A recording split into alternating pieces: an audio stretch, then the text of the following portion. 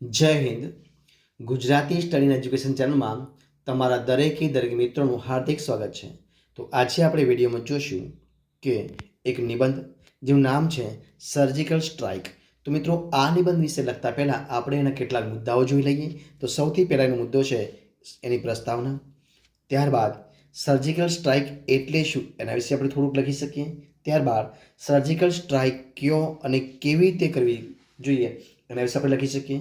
અને સૈનિકોની વ્યૂહરચના શું હોય, સૂર્યોની બહાદુરી વિશે આપણે લખી શકીએ. અને છેલ્લે ઉપસંહાર દ્વારા આપણે નિબંધની પૂર્ણાહુતિ કરી શકીએ. તો શરૂઆત કરીએ આપણે નિબંધની. જોઈએ તમારી સમક્ષ શરૂઆત કરીએ છીએ કે કોઈ પણ સીમિત ક્ષેત્રમાં સેના જ્યારે દુશ્મનો અને આતંકવાદીઓને નુકસાન પહોંચાડવા અને તેમને ઠાર કરવા માટે સૈન્ય કાર્યવાહી કરે છે, જેને સર્જિકલ સ્ટ્રાઇક કહેવામાં આવે છે. સર્જિકલ સ્ટ્રાઇક પહેલાં જો આ ઓપરેશન કરવાનું હોય છે એ સ્થાનની સાચી માહિતી એકત્રિત કરવામાં આવે છે અને ત્યારબાદ સમય નક્કી કરવામાં આવે છે કે સર્જિકલ સ્ટ્રાઇક ક્યારે કરવાની છે. અને આ અભિયાનની માહિતી ખૂબ જ ગુપ્ત રાખવામાં આવે છે. તેની સૂચના ફક્ત પસંદગીના લોકોને જ હોય છે.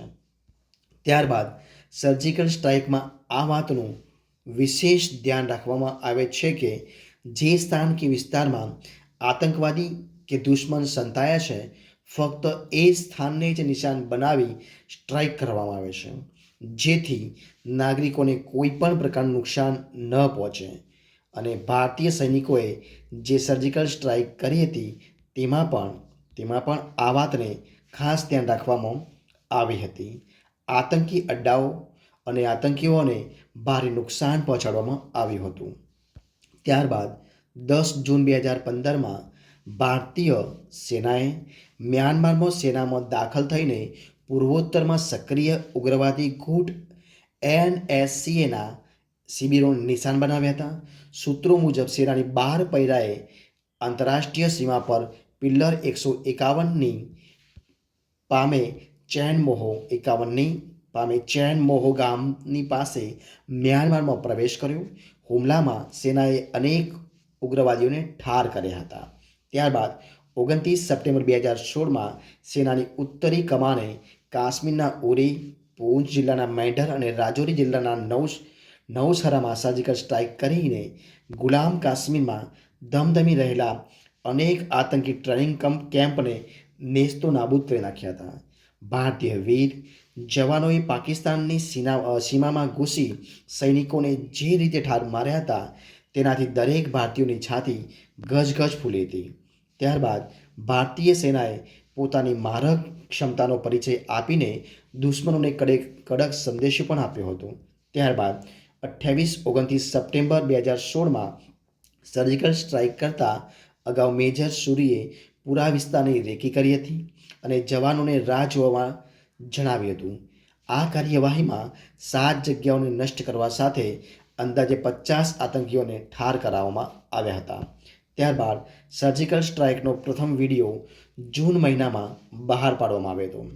આ કાર્યવાહીને મેજર રોહિત સૂરીના નેતૃત્વમાં પેરા રેજિમેન્ટની 4th અને 9મી બટાલિયનના 1 કર્નલ, 5 મેજર, 2 કેપ્ટન, ત્યારબાદ 1 સુબેદાર, 2 નાયબ સુબેદાર, 3 હવાલદાર, 1 લોસ નાયક અને 4 પેરાટ્રુપર્સે પૂરી કરી હતી.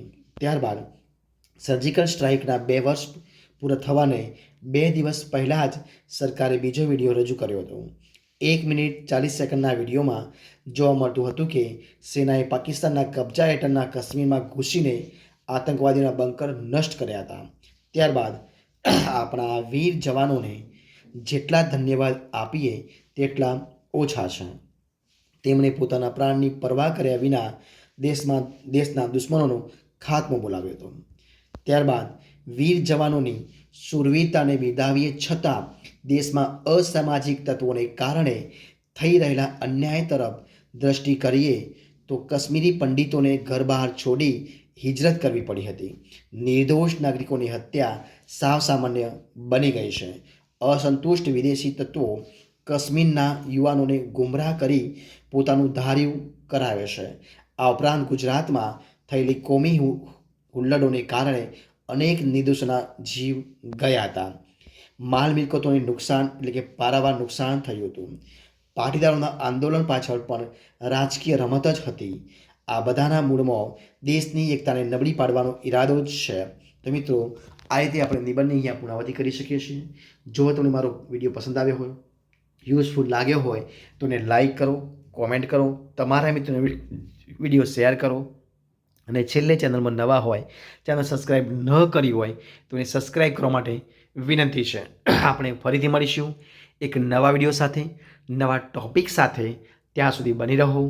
જય હિન્દ, જય ભારત.